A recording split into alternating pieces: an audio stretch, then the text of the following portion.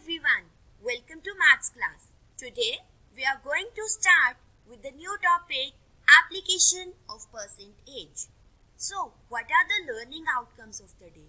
Means after watching this video, students will be able to define percentage as a fraction with denominator 100. Also they'll be able to revive their memory by converting percent into a fraction as well as into a decimal, also expressing percent into ratio. Students will also be able to solve word problems related to percentage. So, let's begin with what is percentage? The word percent is an abbreviation of the Latin word percentum, which means per hundred or hundreds. Means percent का मतलब ये है out of 100. बेटा हम देखते हैं कि जब बच्चों के रिजल्ट्स आते हैं, कोई कहता है I have scored 78%, somebody says I got 56%, whereas another child says 93%. It means they have scored such marks out of 100. So percent means out of 100. In other words, we can say that a fraction with denominator 100 is called percent. So here it is the symbol which is used for percent. So we have done this topic in our earlier classes in class 5th and class 6th. So you should remember percent can be converted into a fraction. It can expressed as a ratio and it can also be converted into a decimal. So let's revive our memory by solving certain sums based on previous classes. Express 4% in lowest term. 4%. 4% means 4 out of 100. Lowest term में करने के लिए क्या करेंगे? दोनों को same table से divide करेंगे. तो दोनों ही 4 के टेबल में आते हैं, तो 4 के टेबल से डिवाइड करेंगे. It is 1/25. So 4% in lowest term is equal to 1/25. This is the answer. चलिए नेक्स्ट करते हैं. Express 33 as a decimal. अब हमें परसेंट गिवन है, हमने इसको डेसिमल में कन्वर्ट करने. 33% दैट इज इक्वल टू 33/100. सो इसको हम कैसे लिख सकते हैं? 0.33. चलिए नेक्स्ट क्वेश्चन करते हैं. अब हम नेक्स्ट क्वेश्चन में है write the fraction 2 and 3/4 as percent. पिछले क्वेश्चंस में हम क्या कर रहे थे? परसेंट गिवन थी, उसको हटा रहे थे और डेसिमल और फ्रैक्शन में कन्वर्ट कर रहे थे. Now we are going to learn how to convert this fraction into percent. Firstly this is a mixed fraction. इसको हम इम्प्रॉपर फ्रैक्शन में करेंगे. कैसे? 2 4 से मल्टीप्लाई करेगा और जो आएगा आंसर वो 3 से प्लस करेगा. लाइक सी 2 into 4 plus 3/4. सो 8 plus 3/4 11/4. जब हम परसेंट हटा रहे थे तो हम डिनोमिनेटर में 100 लगा रहे थे. अब जब मैं इसको परसेंट में कन्वर्ट करना चाहती हूँ तो हम इसको 100% से मल्टीप्लाई करेंगे. क्या आएगा? 25. 11 को जब 25 से मल्टीप्लाई किया तो 275. This is the answer. चलिए next. Convert the given ratio 13:50 into percent. जब अब हमें क्या गिवन है? रेशियो. रेशियो को हम किस में लिख सकते हैं? फ्रैक्शन में. So it can be written as 13/50. अब अगर मुझे इसको परसेंट में कन्वर्ट करने तो मुझे क्या क्या लिखना? I have to write down 13. तो किससे मल्टीप्लाई करना होगा? 100% से. क्या आएगा? 51 is 50, 52 is 100. So it is 26%. So I can say 13:50 is equal to 26%. This way we can convert ratio into percent. Next, find the value of 40% of 120 kilometer. Just wait. 40% of 120 kilometer. 40% means 40 out of 100. Of means multiply 120 kilometer. 0 से 0 cancel. यहाँ 0 से 0 cancel. 12 4s are 48 kilometer. बेटा ये सारे concepts हम 5th में भी कर चुके हैं, 6th में भी कर चुके हैं. तो अब हम 7th के कॉन्सेप्ट्स पे आएंगे. अब हमने इसका एप्लीकेशन पार्ट करना है. Means we are going to solve word problems based on percentage. So here comes worksheet 1. Question 1. A property dealer charges 2% 2% commission from a buyer or seller of a property. जो property dealer है वो buyer or seller से 2% commission लेता है जब भी वो property cell करता है. Mister Ramlal paid ₹20,000 as a commission for purchasing a flat. What was the value of the flat? तो पहले हमें क्या फाइंड आउट करना है? We want to find out the value of flat. तो हम कहेंगे let the value of flat be rupees X. अब देखो according to question क्या है? उसने कमीशन देनी थी कितनी? 2%. 2% of rupees X he has to give. और उसने कितने पैसे दिए? 20,000 रुपीज. तो वो हम यहाँ पर लिख देंगे ₹20,000. इसको हम सिंप्लीफाई करके x की वैल्यू फाइंड आउट कर लेंगे. See how? 2% means 2 out of 100. Again of means multiply. अब मुझे x की वैल्यू फाइंड आउट करनी है. x को तो लेफ्ट पे रहने दूंगी और 2/100 को राइट साइड पे शिफ्ट करूंगी. तो ये क्या बन जाएगा? 100/2. कटिंग कर देते हैं. क्या आ गया? 10,000. 10,000 को जब आपने 100 से मल्टीप्लाई किया तो क्या आ गया? 10 लाख. तो ये x की वैल्यू आ गई.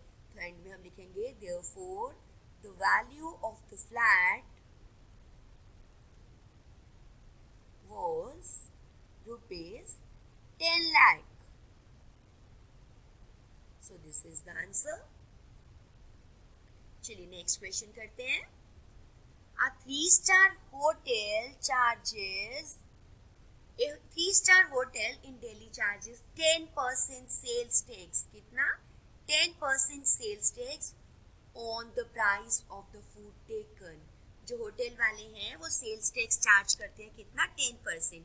और वो 10% किसके? जितने भी प्राइस का फूड खाया जाता है वहाँ पर. So Mr. Saxena and his family had a food for rupees 685. Find the total money he had to pay. तो टोटल मनी कितनी पे करनी पड़ेगी मिस्टर सक्सेना को? Total money to be paid by mister Saxena. 685 का तो उन्होंने फूड खाया, वो तो उनको देने ही देने. फिर 10% सेल्स टैक्स किस पर? On the price of the food taken. जितने का उन्होंने फूड खाया है उस पर sale tax means 10% of rupees 685. इसको सिंप्लीफाई करते हैं. ₹685 plus 10% means 10 out of 100. Of means multiply ₹685. क्योंकि बाद में भी डेसिमल में कन्वर्ट करना है इसलिए मैं यहाँ कोई कटिंग नहीं कर रही, सीधा मल्टीप्लाई कर रही हूँ. क्या आ गया? ₹6850 अपॉन 100. जब मैंने इसको डेसिमल में किया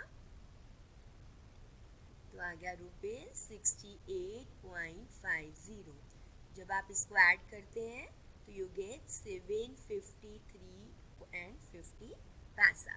देयरफॉर टोटल मनी कितनी पे करनी है? Total money to be paid by him. Him कौन है यहाँ पर? हिम किसके लिए लिखे है? मिस्टर सक्सेना. कितनी देनी है उन्होंने? 753 rupees and 50 paisa. This is the answer. So let's do question number 3. A painter paints 240 square feet. A painter paints 250 square feet of a wall. If this is 48% of the total wall surface, what is the area of the wall in square feet? चलिए यहाँ draw करके देखते हैं. ये कोई एक wall है, ठीक है. इसमें से इतनी वॉल को उसने पेंट कर दिया है. तो परसेंटेज में इट इज 48% और वैल्यू में इट इज 240 स्क्वायर फीट. और हमें कहा गया find the area of this full wall. तो हम क्या करते हैं? हम सपोज कर लेते हैं let the area of the wall be x square feet. फिर according ATQ stands for according to question. उसने कितनी वॉल करी है? 48%. 48% of total area, total area कितना x, 48% of x square feet is equal to, तो वो square feet में कितना था 240। इसको सिंप्लीफाई कर लेते हैं, 48/100 into x is equal to 240, x इधर ही रह जाएगा, 240 इंटू 100/48, कटिंग कर देते हैं, 48 1 7, 48 5 7, सो x की वैल्यू आ गई 500। तो हम कह सकते हैं therefore the total area of the wall is 500 square feet. So this is the answer. चलिए नेक्स्ट क्वेश्चन करते हैं। नेक्स्ट क्वेश्चन में क्या पूछा गया हमसे, The salary of a person was increased by 15% if his new salary now is rupees 9,936. What was his initial salary? क्या find out करने के लिए कहा गया, इनिशियल सैलरी। तो हम सपोज कर लेते हैं, इनिशियल मतलब पहले कितनी थी, स्टार्टिंग में कितनी थी। हम सपोज कर लेते हैं let the initial salary be rupees x। अब अकॉर्डिंग टू क्वेश्चन आज कितनी सैलरी है उसकी 9,936, पहले कितनी थी x, कितने का इंक्रीमेंट मिला 15% का, x plus 15% of x is equal to this much rupees. Simplify करते हैं, x इधर क्या आ जाएगा 15/100 इंटू x, कटिंग करते हैं, 5 3 20, इधर क्या आ गया x/1, 3x/20। अब 1 और 20 का एलसीएम क्या आएगा 20, 20 को 1 से डिवाइड किया, 20 इससे मल्टीप्लाई किया तो 20x। अब इधर 20 को 20 से डिवाइड किया 1 और इससे मल्टीप्लाई किया तो 3x, सो रुपीज 993x। इधर आ गया 23/20x is equal to rupees 993x। अब हम x की वैल्यू फाइंड आउट करना चाहते हैं, x इधर रह जाएगा, इधर शिफ्ट करेंगे तो दिस विल बिकम 20/23।